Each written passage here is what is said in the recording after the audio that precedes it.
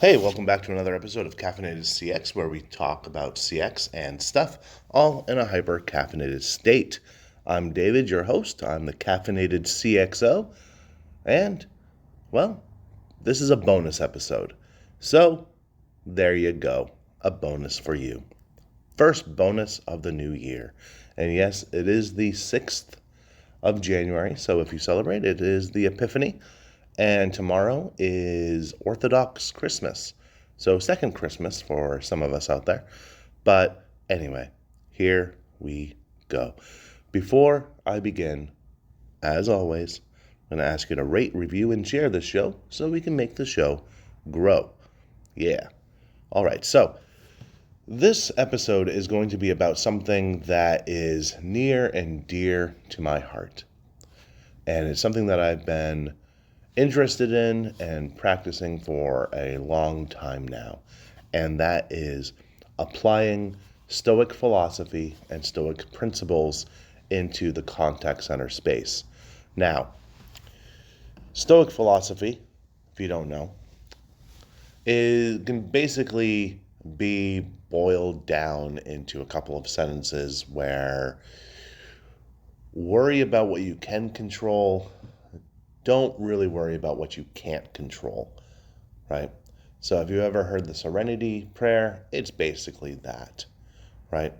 So a lot of the times events happen and we assign meaning to it, right? And that's all that we do. That's human nature. There's more to it than that. I'm going to cover that briefly. But that's the extent of it. It's like you can't control if there's a call spike, right? You can't control if you get yelled at by a customer because they're just in a bad mood. Stuff like that. The reason that I brought it into the contact center environment is one, it's the best way that I've found to prevent burnout. One of the biggest reasons for call center or contact center churn for employees is burnout. In some of the bigger centers that I've worked at, I don't know if your experience is the same, but I'm willing to bet it is if you've ever worked in one. You go through this training class, however long it is, 2 weeks, 4 weeks, 6 weeks. You get out, you get it on the floor. 3 months later, you look around.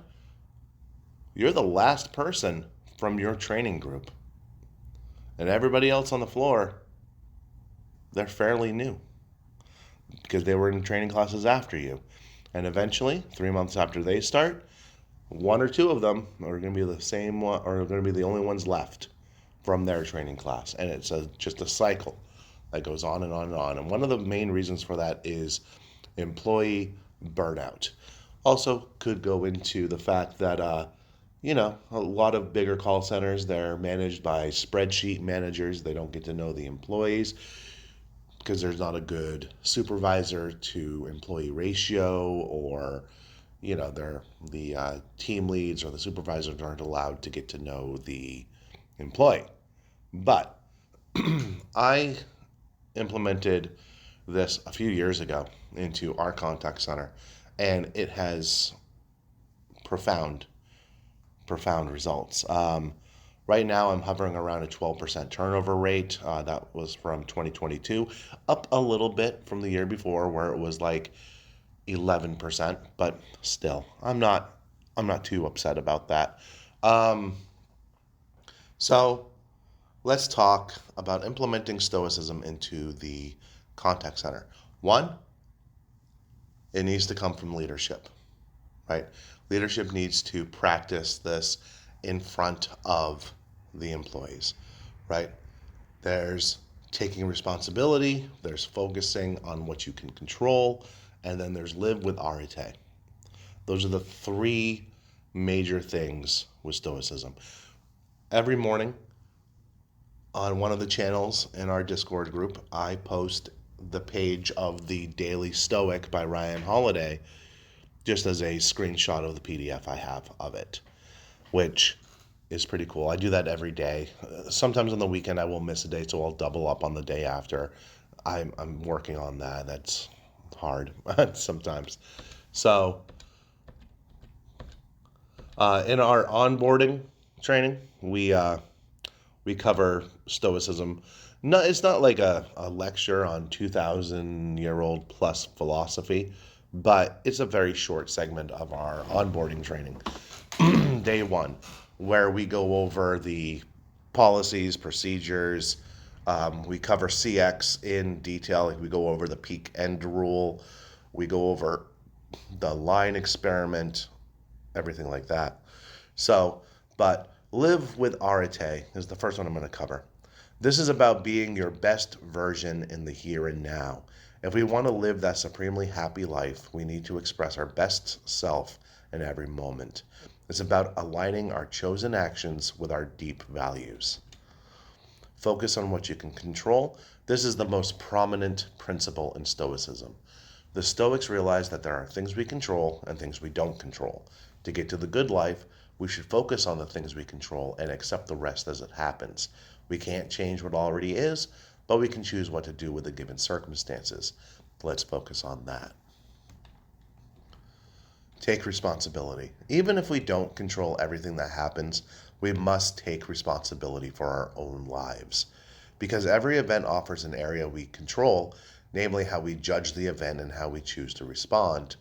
This is crucial in Stoicism. It's not an external situation that makes us happy or miserable, but our interpretation of that situation. If we take responsibility and don't let outside events determine our well-being, then we can express our best self and become supremely happy. And then I ask the question, what are you doing to live as your ideal self today? What steps do you take? What goals do you have? Who do you want to be? Then we cover the 4 cardinal virtues. The 4 cardinal virtues are wisdom, justice, courage, and self-discipline. Wisdom is about understanding how to act appropriately. Wisdom includes excellent deliberation, healthy judgment, perspective, and good sense. Justice is about knowing how to act well in our relationships with others. Justice includes good-heartedness, integrity, public service, and fairness. Courage is about knowing how to act correctly when facing fearful situations. Courage includes bravery, perseverance, honesty, and confidence. Self-discipline is about knowing how to act right despite emotions such as desire, inner resistance, or lust. Self-discipline includes orderliness, you know what I mean, self-control, forgiveness, and humility. The Stoic dichotomy of control is kind of the last segment. That some things are up to us and others are not. It is really about the recognition of 3 levels of influence we hold over the world. High influence is our choices and judgments and actions. Partial influence is health, wealth, relationships, and outcomes of our behaviors. No influence is weather, ethnicity, and most external circumstances. While there are many things we don't control, we're still left with plenty of power. Living with arete, the key component to get to the good life, is something we can control. So the Stoics argue that events carry no meaning at all, and only our judgments make them good or bad. It's not events, but our opinions about those events that are the cause of a troubled mind. Ultimately, good and bad can only be found in our judgments and actions, the things we control. If we take responsibility in our situations, we become immensely powerful. We can think before we act or react. No matter the situation, we can choose our response and decide what the situation means to us. We don't need to get upset by anything outside our control, even though it's so easy to do.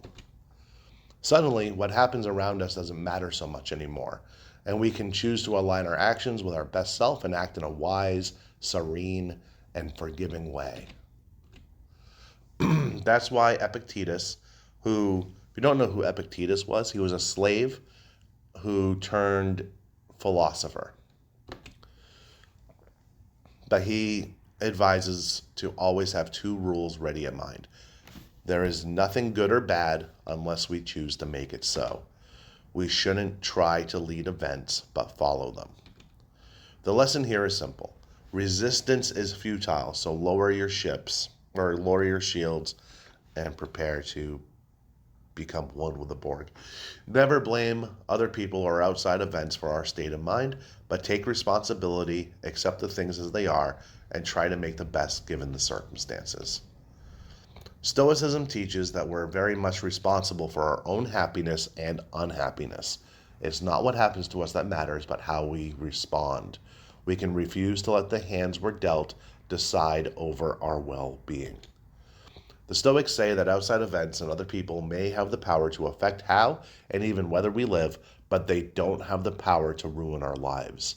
Only we can ruin our lives by getting jerked around by things we don't control. Therefore, we must take responsibility and focus on where our power lies.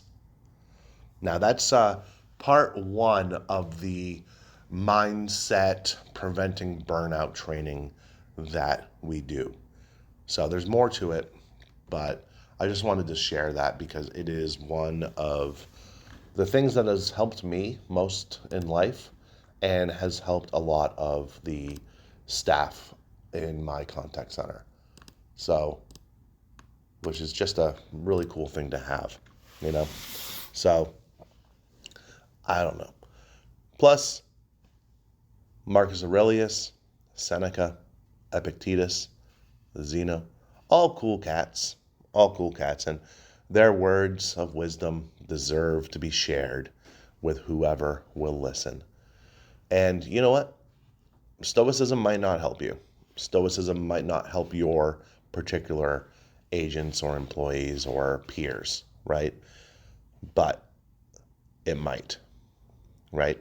And if you lean into it, and if you demonstrate the Stoic philosophy, the Stoic tenets, and those 4 cardinal virtues, it's going to start rubbing off on other people. And let's face it, we could all use some tactics to overcome burnout, no matter what your role or position is. And with that, get back to work.